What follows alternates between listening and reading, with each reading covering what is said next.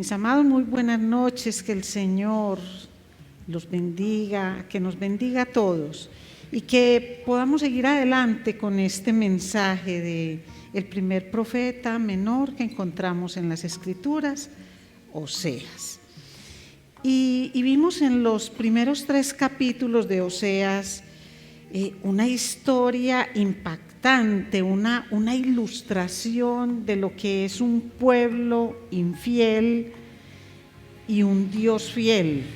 Y lo vimos a través de la vida del profeta Oseas, cómo el Señor le permitió vivir, pero no porque él quisiera, sino porque el Señor le ordenó que se casara con una mujer que le iba a ser infiel y que iba a tener hijos de prostitución, y que no la abandonara, que la alimentara. Y al final, cuando ella fue desechada y fue vendida por la mitad de lo que costaba un esclavo, él fue y la compró de la manera maravillosa que se nos ilustra la forma como el Señor a nosotros, sin merecerlo, nos compró con precio de sangre.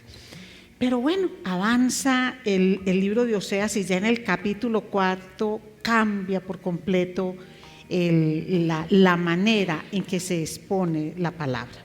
Ya entonces no nos va a hablar de una ilustración, sino que Dios se va a concentrar en mostrar por qué Él compara la relación que tiene con el pueblo, por qué la compara con la relación de Gomer con su esposo Oseas. Vamos entonces a la palabra en el capítulo 4, versículos 1 al 3, y dice así la palabra del Señor.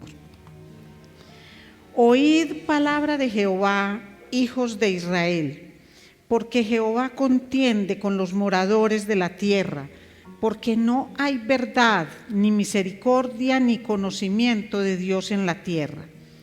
Perjurar, mentir, matar, hurtar y adulterar prevalecen, y homicidio tras homicidio se suceden. Por lo cual se enlutará la tierra y se extenuará todo morador de ella, con las bestias del campo y las aves del cielo, y aun los peces del mar morirán. Padre, gracias, Señor, por tu palabra. Permite, Señor, que entendamos todas las partes de este juicio de un Dios fiel contra un pueblo que es infiel, terco y que persiste en su infidelidad. Pedimos, Señor, que sea tu Espíritu Santo dándole toda la luz a esta palabra, para que se quede en nosotros, para que deje una huella perdurable y efectúe en cada uno de nosotros el cambio que tenga que efectuar. Te lo pedimos, Padre, en el nombre poderoso de Cristo Jesús. Amén. Muy bien. Juicio de un Dios fiel contra un pueblo infiel. ¿Y por qué decimos un juicio? Porque Dios mismo es el que contiende con los moradores de la tierra, y Dios es el demandante y el pueblo de Israel es la parte acusada. Entonces Dios es el acusador, Israel es el acusado.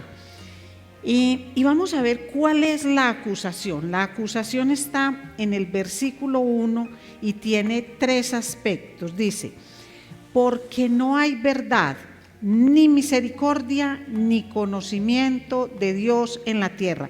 3 aspectos: no hay verdad, ni misericordia, ni conocimiento de Dios en la tierra. Lo que se ve aquí con esto es que Israel vivía en una mentira que era persistente. Es decir, como que el engaño era parte de la sociedad, como si no se pudiera hacer nada sin engañar a otro. Y eso se refleja en la falta de misericordia. Y miren, misericordia no es lástima, tener misericordia por alguien no es darle una limosna. Misericordia es procurar el bien de la persona, pero en una forma que sea integral. Eso es ejercer la misericordia como Dios pide que se haga. Y esto realmente es lo que debe identificar al pueblo de Dios, pero no solamente aquí en Oseas, sino en otros profetas se ve que la misericordia y la verdad como que brillaban por su ausencia en este pueblo. Lo que vemos entonces es que el pueblo se olvidó como de los valores fundamentales que constituían el pacto con el Señor. ¿Y eso en qué se traduce? En que no hay conocimiento de Dios.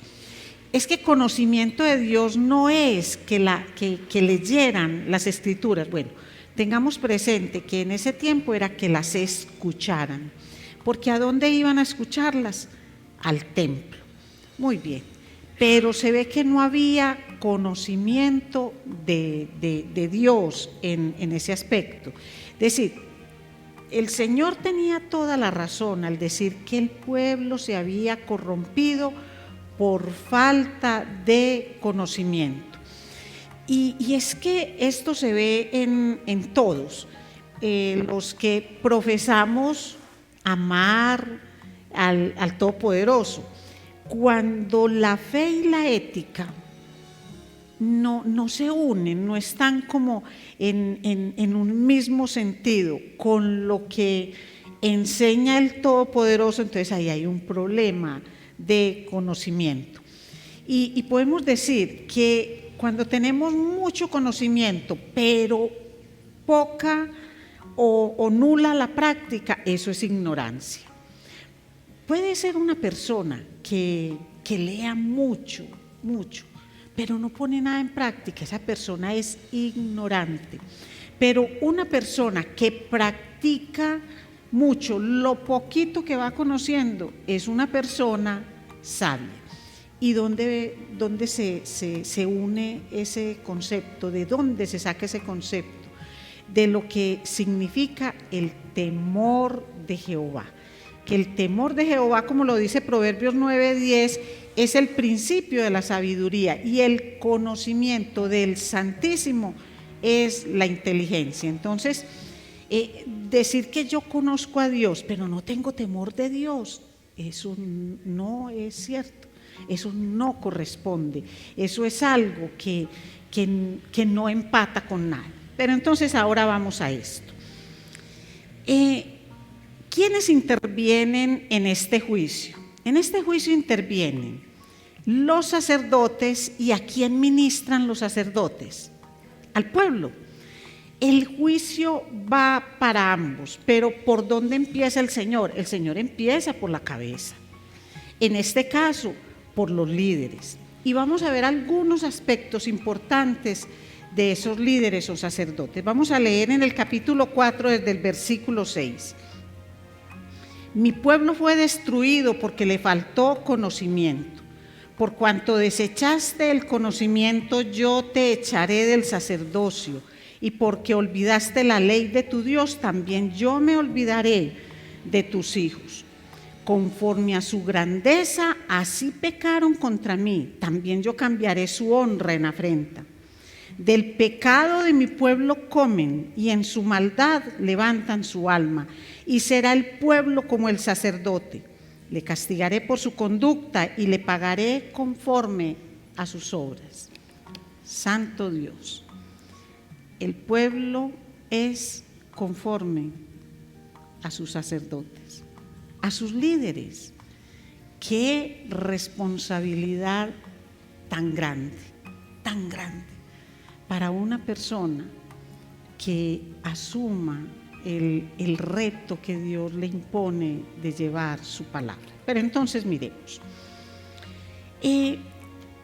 Los sacerdotes, en lugar de guiar al pueblo en justicia y santidad, los sacerdotes estaban desviando hacia fines económicos. Dice que se sacian de lo que les daban, y casi lo que se ve es que a mucho pecado, muchas ofrendas. Recordemos que el Levítico mandaba que se dieran ofrendas por el pecado, por todo tipo de pecado. Entonces, si yo peco mucho, llevo mucha ofrenda.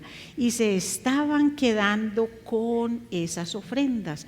Recordemos que la mayoría de ellas eran ofrendas en especie, animales, harinas, vegetales, muchas cosas. Entonces, todo esto se quedaban ellos con eso. Pero vamos a un aspecto muy importante que debemos tener aquí para comprender esto. Oseas le está predicando al pueblo del norte. Volvemos a la división de norte y sur, de los pueblos de norte y sur después de la muerte de Salomón. 10 pueblos quedaron en el norte y Jeroboam fue el rey, el líder de ellos, y 2 pueblos quedaron en el sur. Roboam era el que estaba inicialmente en el sur. Cuando se hace esa separación, entonces eso es una separación política, fue una decisión política que tomaron. Ellos no querían más impuestos, ellos se rebelaron contra los impuestos que Roboam les estaba imponiendo, que era una carga tributaria mucho más alta de la que Salomón tenía sobre ellos. Y todo esto lo hizo Roboam por un mal consejo que quiso escuchar. A él le dieron el buen consejo y el mal consejo, y él se fue por el mal consejo, y eso causó la división política. Pero esa división política llevó a decisiones en cuanto a la manera de adorar a Dios. ¿Y de qué forma lo hicieron? Había un solo templo en Jerusalén, la capital del reino del sur. Y allá era donde todos tenían que ir, pero cuando políticamente se dividen, ¿qué es lo que hace Jeroboam? Dice, pues yo les voy a construir 2 sitios de adoración. ¿Y qué hizo con los 2 sitios de adoración? Levantó 2 becerros de oro en Betel y en Dan. Ahí levantó 2 becerros de oro y le decía a la gente que fueran allá a adorar. ¿Y a quiénes llevó para que ministraran? ¿A quiénes llevó como sacerdotes? A personas que no eran de la tribu de Leví, porque ellos se quedaron en el sur. Y si eventualmente había algún levita que estuviera allá ministrando, ¿qué estaba haciendo en un templo diferente al templo que Dios había dicho que hicieran y donde iba a estar la presencia de Él? Entonces, si ven ustedes cómo se va configurando todo este pecado del pueblo. ¿Qué era lo que hacían los sacerdotes? Primero que todo, no eran sacerdotes de Dios, eran sacerdotes de un líder, de un rey, de un gobernante que había determinado que para que la gente no tuviera que hacer un largo viaje hasta el templo de Jerusalén, que lo hicieran ahí. Además, que qué riesgo tan grande, porque si todos empiezan a ir al reino del sur, de pronto va y se vuelven insurrectos contra mí, se insubordinan. Entonces no me conviene que lo hagan, ¿cierto? Una decisión de tipo político lleva a una decisión de tipo religioso, de adoración, y estos sacerdotes, como son los sacerdotes rebeldes y amañados, de la misma forma es el pueblo. Pues si ellos no cumplen con la ley de Dios en cuanto a lo que debe ser un sacerdote, en cuanto a que los sacerdotes deben cumplir con pertenecer a una tribu y hablar de manera determinada acerca de Dios, mostrarles quién es Dios. Si el sacerdote mismo ignora eso, hace cosas diferentes, ¿qué es lo que hace el pueblo? Pues cosas diferentes. Vamos a mirar qué era lo que hacía el pueblo, porque el Señor no se queda solamente señalando a sus líderes, sino que dice que el pueblo es copartícipe de la rebelión y no pueden delegar toda la culpa en el sacerdote. Así, mis amados, que si ustedes hoy estaban poniendo los ojitos sobre mí o sobre alguien que les predique la palabra, entonces aquí va la partecita que corresponde, porque es para todos, es para el sacerdote, pero también para el que escucha. Capítulo 4, versículos 12 al 14. Mi pueblo a su ídolo de madera pregunta y el leño le responde, porque espíritu de fornicaciones lo hizo errar y dejaron a su Dios para fornicar. Sobre las cimas de los montes sacrificaron e incensaron, sobre los collados, debajo de las encinas, álamos y olmos que tuviesen buena sombra. Por tanto, vuestras hijas fornicarán y adulterarán vuestras nueras.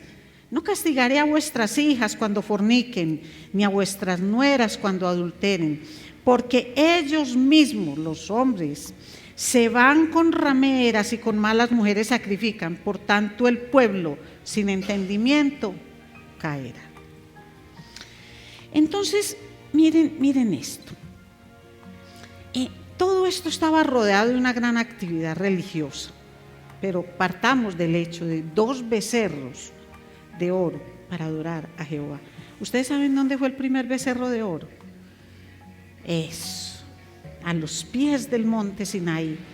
Cuando el Señor estaba escribiendo su ley, estaba el sacerdote Aarón dándole gusto al pueblo para que el pueblo no le dijera nada. Y saben algo, es que un sacerdote, un líder, un pastor no es llamado por Dios para generar simpatías con todo el mundo. Si las genera y genera una amistad y unas buenas relaciones, gloria a Dios por eso. Pero el llamado de un sacerdote es permitir que todas las personas escuchen la voz de Dios. Y a veces la voz de Dios es como una lija y raspa y hace y es fuerte. Lo que no debe hacer el sacerdote es usar la lija a su amaño. Eso sí no se puede hacer. Pero dejar escuchar la voz de Dios es lo que tiene que hacer el sacerdote. Habrá quienes lo agradezcan aunque les duela, y habrán quienes la incomodidad sea más fuerte que la comprensión del texto y se pueden marchar porque desean escuchar otro tipo de mensajes. Eso pasaba antes, pasa hoy y seguirá pasando hasta cuando llegue el Señor. Ahora yo les pregunto, ¿será que nuestro pueblo hoy perece por falta de conocimiento? Todos sabemos que tenemos casi que el mundo en las manos a través de un celular. Es que ya casi que ni hay ni que comprar minutos ni nada, porque el Wi-Fi se mantiene disponible en toda parte. Casi que es simplemente hacer una inversión con un aparato celular, pero eso realmente nos garantiza que hay conocimiento de Dios, y la respuesta es no.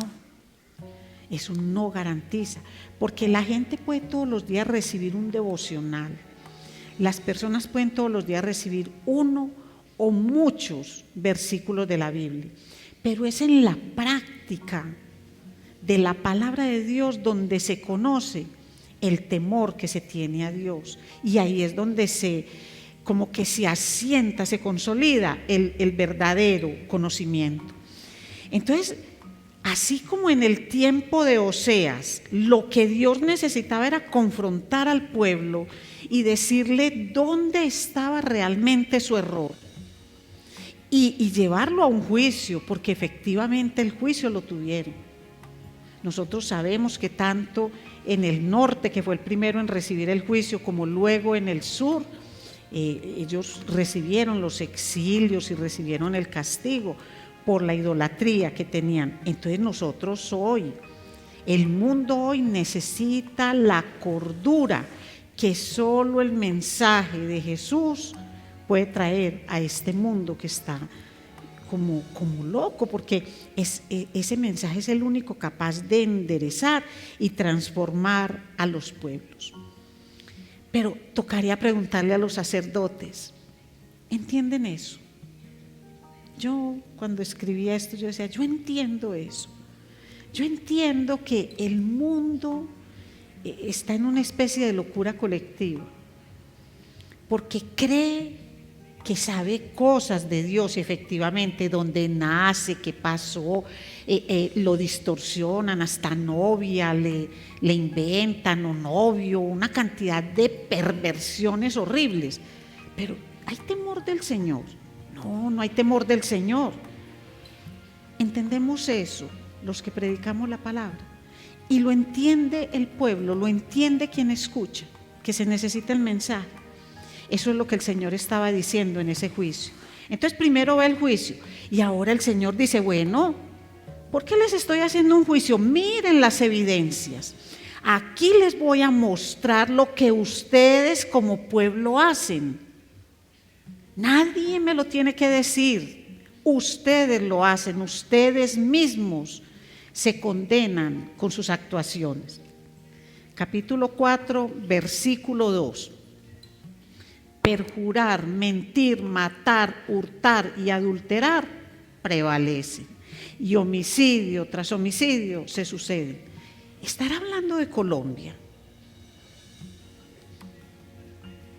Está hablando del mundo entero. 700 años antes de Cristo, estamos hablando de algo que pasaba en el pueblo del norte, hace 2700 años. Y mire que parece que fuera el periódico de ayer, como dice la canción. Haga de cuenta que fuera el periódico de ayer. Y es que el pecado tiene consecuencias en la sociedad. El pecado no solamente afecta la relación con Dios, afecta la relación de los unos con los otros. Engaño, asesinato, robo, adulterio, se rompe por completo la moralidad. Y eso lleva a la descomposición social de la nación. Y muchas veces una descomposición social que es avalada por normas, por leyes. Miren, todos ustedes saben la polémica que hay con Más 57, ¿cierto? Ya, todos la conocen. La pedofilia. Bueno, mis amados, ¿cuándo le hemos hecho ese escrutinio al beber, al tener más mujeres, al tener más hombres, al emborracharse hasta perder el sentido, que lo tienen tantísimas canciones y tantos géneros musicales? ¿Dónde nos hemos rasgado las vestiduras con eso?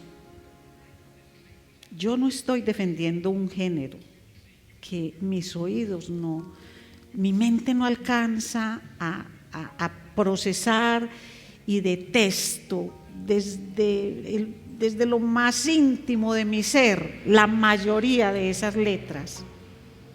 Tal vez sea por mi edad, pero gloria a Dios puedo decir que más bien es por el temor que tengo de Jehová. No es un asunto de años, ni es un asunto de un gusto musical.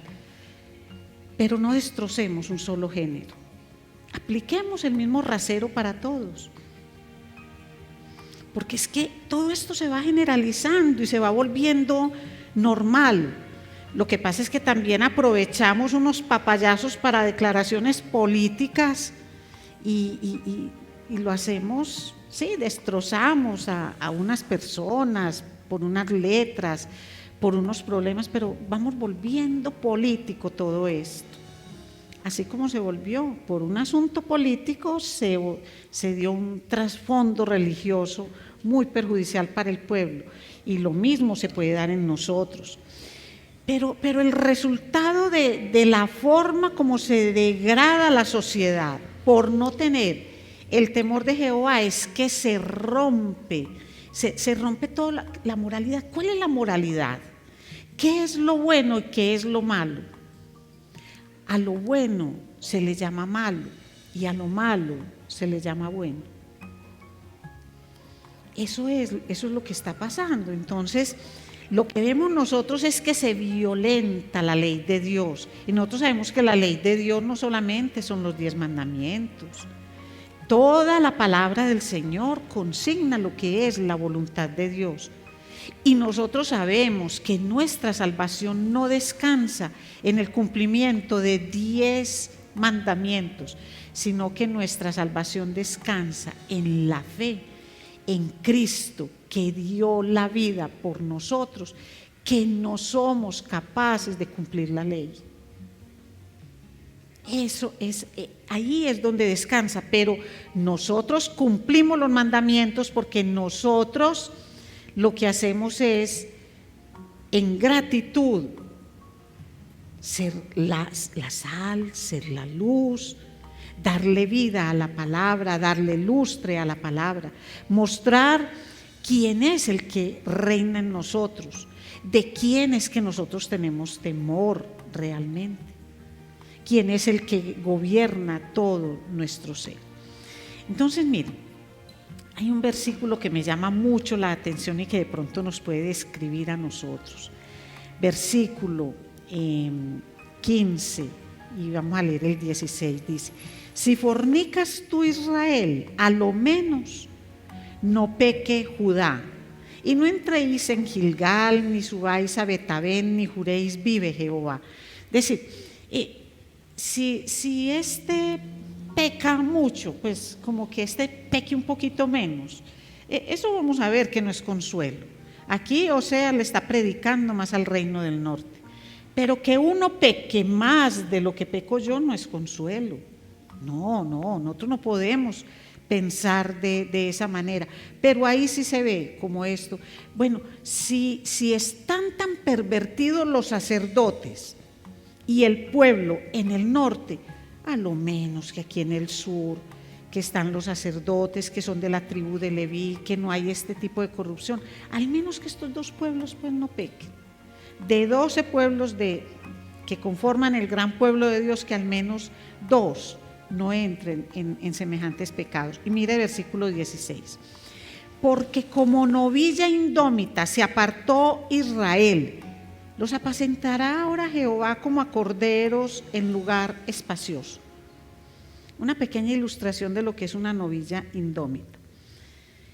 Hagan de cuenta cuando en una finca o en algo se va a subir un novillo, una novilla a una jaula, a un carro. Le ponen una ¿qué? Una rampa, sí, le ponen una rampa y unos tiran de la novilla acá y otros están preparados para empujar, pero una novilla indómita se rancha con los pies de adelante y hace esto. Entonces ni lo puedes tirar para adelante, ni lo puedes empujar. ¿Cómo la empujas? Igualito es el pueblo que no quiere entender, que no quiere el conocimiento de Dios.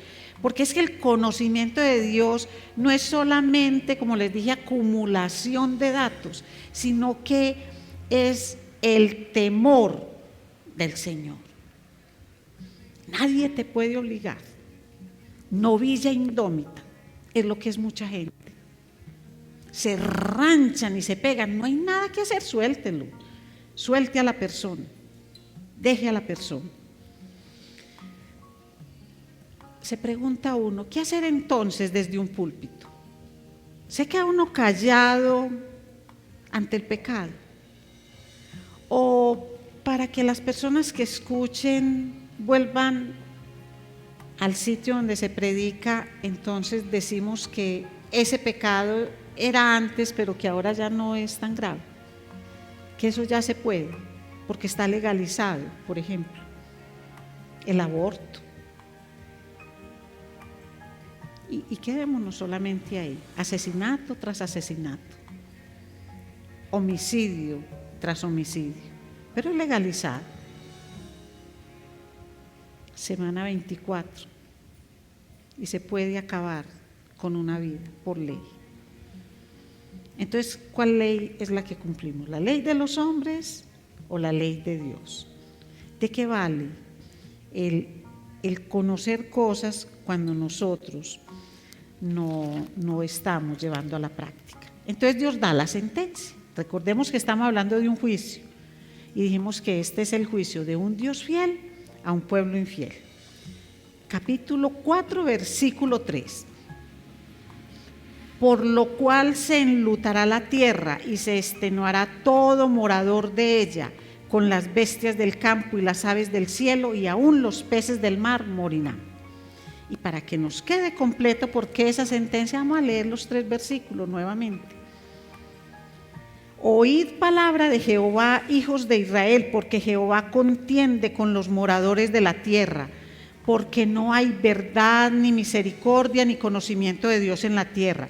Perjurar, mentir, matar, hurtar y adulterar prevalecen, y homicidio tras homicidio se suceden. Por lo cual se enlutará la tierra y se extenuará todo morador de ella, con las bestias del campo y las aves del cielo, y aún los peces del mar morirán. El cambio climático. Y claro que a todos nos afecta el cambio climático. Y nos volvimos unos más que otros recicladores, ahorramos agua, tenemos un baldecito en el baño y reciclamos el agüita. No es un asunto de dinero, es un asunto de cuidar un bien que se está agotando y tenemos conciencia de eso. Si ese mismo rasero lo aplicamos a todo tipo de pecado, al pecado que corrompe la sociedad y que va en contra de lo que es nuestra relación con Dios. Sí, es que el ser humano ha utilizado mal los recursos naturales y el ser humano, a través de muchas prácticas industriales y de los vehículos y de tantas cosas, altera la manera como la naturaleza debe coexistir con el hombre mismo, los animales, todo eso. Entonces vamos despertando una sensibilidad hacia aquello que se está agotando. Ustedes se imaginan, mis amados, donde escuchemos la voz de Dios en cuanto al tiempo que se nos está agotando. Es que no entendemos que está próxima la venida del Señor y que el juicio es una realidad.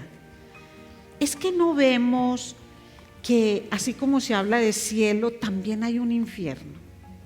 No nos damos cuenta de eso.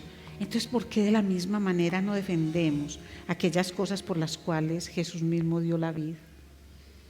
¿Por qué no lo miramos de esa manera? El juicio divino contra el pueblo. Y el Señor les habla a este pueblo concretamente de todo lo que van a sufrir por el alejamiento de Dios. Es porque ese conocimiento de Dios no es conocimiento sobre Dios, sino lo que es como si Dios dijera: lo que sabes de mí, el tiempo que pasas conmigo, lo que meditas conmigo, lo que aprendes de mí, lo que yo significo para ti, lo que mis palabras significan para ti. Entonces, el alejamiento de eso es lo que causa la destrucción del mundo entero, en todos los órdenes: social, político, económico, religioso, absolutamente todo. Y todo se origina en el pecado. Eso es lo que el Señor está diciendo y es lo que va a desarrollar en Oseas de aquí en adelante. Entonces, yo tengo una reflexión y la vamos a hacer de la manera que Dios mismo la está haciendo. Mire cómo empieza en el capítulo 5, versículo 1 y 2, dice: sacerdotes. Recordemos que siempre empieza por donde tiene que empezar. Sacerdotes, oíd esto y estad atentos, casa de Israel, el pueblo, y casa del rey, escuchad. Porque para vosotros es el juicio, pues habéis sido lazo en Mizpa y red tendida sobre Tabor, y haciendo víctimas han bajado hasta lo profundo, por tanto yo castigaré a todos ellos. Así empieza el capítulo 5. Pero miren la reflexión. ¿De qué manera o en qué aspecto se parece la sociedad del tiempo de Oseas a nuestra sociedad? ¿Qué nos hace mejor que la sociedad en el tiempo de Oseas. ¿Cómo afecta a la iglesia el deterioro como progresivo, veloz, imparable que tiene la sociedad? No nos damos cuenta que la iglesia es la primera que se afecta, porque la iglesia es la primera que la gente abandona, porque la gente no quiere que se le diga dónde está su problema. La gente tiene derecho a todo. La gente tiene derecho a vivir como quiere sin que nadie le diga absolutamente nada. ¿Qué es lo malo? Se pierden todos los límites. ¿Qué puede hacer la iglesia para prevenir ese problema? ¿Dónde previene uno? ¿Cuando ya ha pasado el asunto o antes? ¿Se previene detrás de las rejas de una cárcel o detrás de los barrotes de una cuna? ¿Dónde se empieza? ¿Qué es lo que debe hacer la iglesia? ¿Prevenir o curar? Ambas cosas. Debe hacerlas porque se cura, la cura del pecado se tiene que dar, y eso es lo que vino a hacer Jesús. Pero el llamado para todos nosotros es prevenir, porque todos somos pecadores, aunque estemos detrás de una cuna. Todos en esencia somos pecadores. Pero ¿qué es lo que vamos a hacer? ¿Cómo vamos nosotros a trabajar en eso? Mateo 5, 13 al 16 tiene la respuesta. Vosotros sois la sal de la tierra, pero si la sal se desvaneciere, ¿con qué será salada? No sirve más para nada, sino para ser echada fuera y hollada por los hombres. Vosotros sois la luz del mundo. Una ciudad asentada sobre un monte no se puede esconder, ni se enciende una luz y se pone debajo de un almud, sino sobre el candelero, y alumbra a todos los que están en casa. Así alumbre vuestra luz delante de los hombres, para que vean vuestras buenas obras y glorifiquen a vuestro Padre que está en los cielos. Mis amados, la iglesia hoy necesita o no necesita escuchar a Oseas. ¿Cada cuánto escucho una predicación sobre Oseas? ¿Por qué escondemos la palabra que Dios se ha esmerado tanto en mostrarla? Porque lo que fue dicho a sus padres, dice Pablo, es para la edificación de ustedes. No es para que se esconda. Es que estamos en el tiempo de la gracia, claro. Y por gracia, el Espíritu Santo de Dios le da luz a estos textos. Padre, gracias, Señor. Gracias por tu bendita y maravillosa palabra. Gracias, Señor, por ese llamado de atención que nos haces a todos, sacerdotes, gobernantes, pueblo. Señor, que el conocimiento que tenemos sobre ti no sea solamente acumulación de datos, sino que lo mucho o lo poquito que vamos escuchando de tu palabra se vuelva práctica en nuestras vidas. Que esa sabiduría que viene de lo alto rija cada uno de nuestros pasos, de nuestras actuaciones. Ayúdanos, Señor. Ayúdanos, Padre, a prevenir y a curar el origen de tanta degradación en la sociedad. Permite que lo hagamos con mucha firmeza, pero con amabilidad, con amor, con misericordia, con verdad. Verdad, misericordia y conocimiento de Dios son indispensables para que ese juicio sobre el mundo no caiga de la manera que el Señor ya lo ha dicho, que vendrá. Padre, ayúdanos, Señor, a entenderlo. El pueblo de Israel vivió las deportaciones y sufrió los juicios. Y a nosotros, Señor, nos avisas día tras día que existen dos caminos después de esta vida terrenal: cielo e infierno, y que tú diste la vida en la cruz para asegurarnos el cielo. Pero si desechamos el conocimiento de Dios, si desechamos al Salvador y al Señor de nuestras vidas, queda solo el camino al infierno. Creas o no lo creas, independiente de cuál sea tu corriente religiosa, porque hay un único Dios y Señor, hay un único Creador y Dios Todopoderoso, el que creó los cielos y la tierra, y un solo Hijo, Salvador y Señor de la humanidad, dado a conocer por un solo Espíritu Santo, que es el que nos permite el entendimiento de la palabra y nos revela el pecado. Padre, ayúdanos a hablar con sencillez este mensaje, con contundencia, a defender esa fe que nos has dado y que a ti, Señor, te costó la sangre. Para ti fue muerte en la cruz, para nosotros es salvación y vida eterna. Gracias infinitas te damos, mi Señor, en el nombre poderoso de Cristo Jesús. Amén.